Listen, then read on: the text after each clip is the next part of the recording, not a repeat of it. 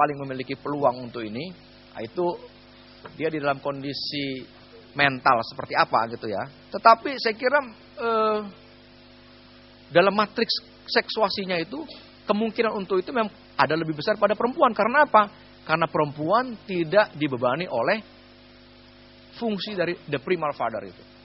Perempuan nggak ada itu. Jadi eksistensinya itu, atau dalam tanda coret, eksistensi coretnya itu tidak bergantung pada satu figur lain, sosok lain. Tapi pada laki-laki dia ada di situ. Gitu. Nah, not having di situ, tapi juga kemudian begini saya kira, untuk meletakkan psikoanalisa Lacan ini di dalam satu konteks standar yang dia mau memang. Contoh mengenai perempuan sejati dan perempuan tidak sejati itu saya kira semacam ilustrasi dia untuk menunjukkan sampai titik ekstrim sejauh apa seseorang bisa menunda seluruh sistem signifikasi simbolik. Begitu. Tapi tentu saja saya kira kalau baca teks-teks lain dari Lacan, dia tidak mengatakan bahwa ini tidak mungkin dicapai oleh, ini hanya bisa dicapai oleh satu sistem gender yang berada dalam simbolik perempuan. Karena dia menulis antropologi filosofisnya untuk setiap orang gitu loh.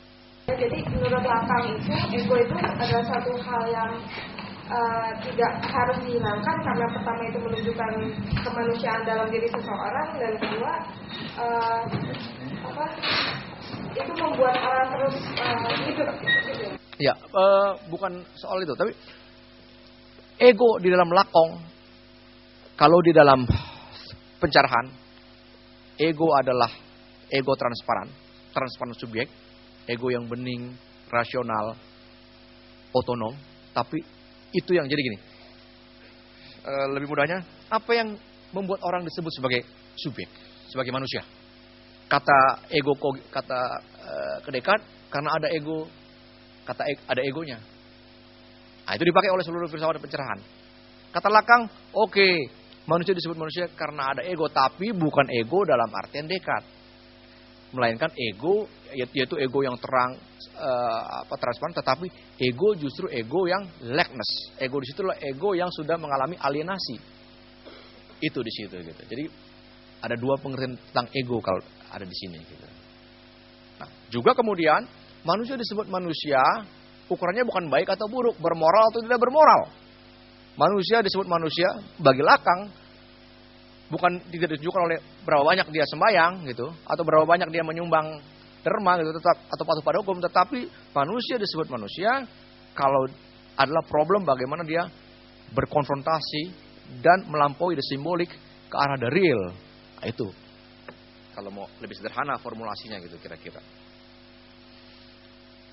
Nah ini memang persoalan pendefinisian the postisce woman di dalam Lacan ini, perempuan sejati dan perempuan tidak sejati.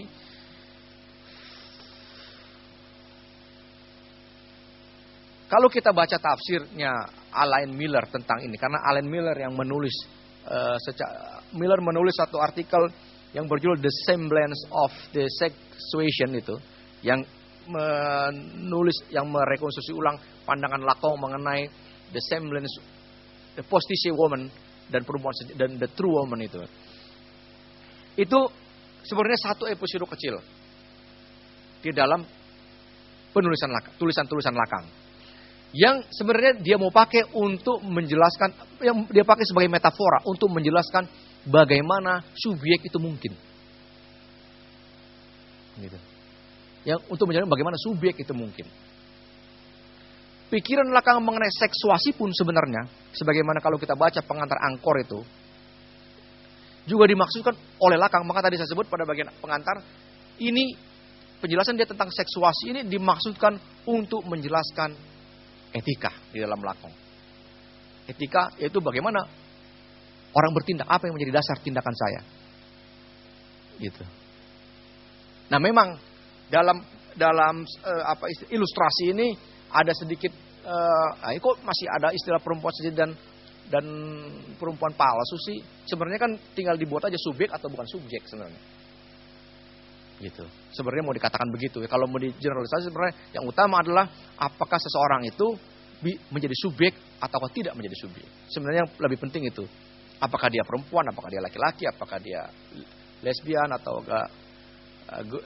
gay dan segala macam itu bukan satu soal gitu. Jadi yang paling penting di situ adalah transformasi atau subjektivisasi. Bagaimana subjek melampaui the symbolic ke arah the real itu. Itu yang lebih penting di situ yang mau dikatakan. Gitu. Nah, kalau begitu apa sebenarnya ini ada pertanyaan tentang androgini dan segala macam. Kalau gitu apa yang disebut dengan sexual difference itu? Nah, itu yang tadi pada bagian akhir saya jelaskan bahwa sexual difference itu adalah the real atau ketakmungkinan itu sendiri. Gitu loh. Nah, apa implikasinya kalau orang seperti Judith Butler misalnya gitu ya, menolak pandangan ini dengan mengatakan bahwa kalau sexual difference itu adalah the real atau ketakmungkinan, maka feminisme nihil dong, nggak ada gunanya dong, kan gitu.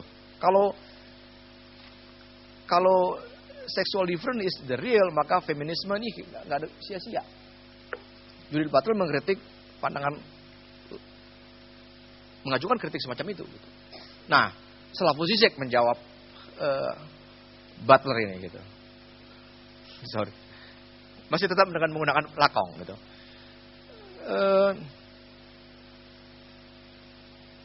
Dengan mengatakan bahwa sexual difference itu adalah the real atau ketakmungkinan, itu bukan berarti bahwa perjuangan kesetaraan gender, perjuangan emansipasi, perjuangan ketidakadilan yang diakibatkan oleh struktur simbolik lama itu sia-sia. Bukan itu yang mau dikatakan. Yang mau dikatakan adalah bahwa tidak pernah ada ujung, tidak pernah ada finalitas dari setiap perjuangan yang muncul dari sistem identifikasi partikular. Dalam satu matrik historisitas yang umum, yang historisitas yang biasa seperti itu. Ketika dia bicara the real, ketakmungkinan, sexual difference sebagai ketakmungkinan, maka dia tidak bicara tentang perjuangan emansipasi dalam satu kerangka historisitas yang biasa, tetapi ia bicara dalam satu kerangka metahistoris. Gitu loh. Maksudnya begini, bukan berarti sia-sia, tetapi misalnya dulu perempuan nggak bisa coblos pemilu, sekarang udah coblos pemilu, tapi apakah cukup itu? Kan nggak cukup juga. Karena apa? Ada jurang ketakmungkinan, yaitu the real itu tadi yang nggak cukup. Sekarang kita ada problem. Sekarang problem perempuan sudah ikut serta, tapi kita ada problem terhadap gay dan lesbian misalnya gitu. Orang direpresi oleh karena sistem identifikasi seksualnya.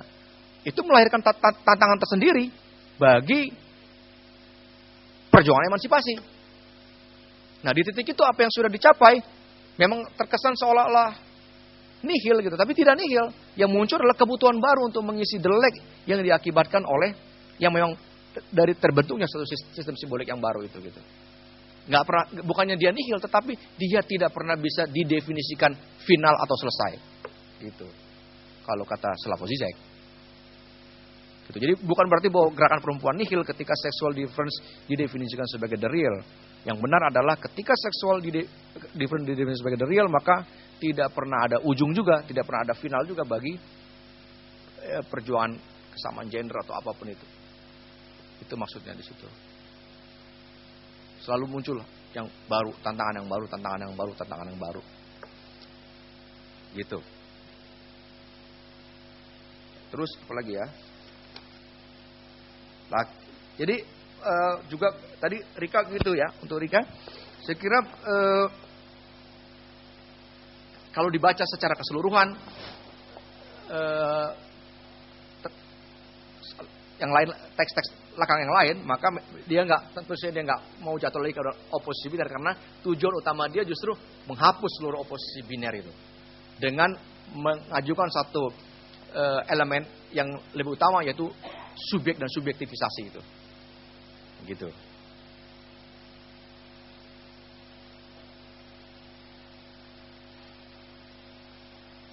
Saya kira gitu. Ini tadi juga jawaban untuk Agusta dan Lili tadi ya. Jadi tantangannya kepada Lili saya kira begini. Jangan kita bawa lagi ke dalam komunitas. Maksudnya begini, ya. Lakang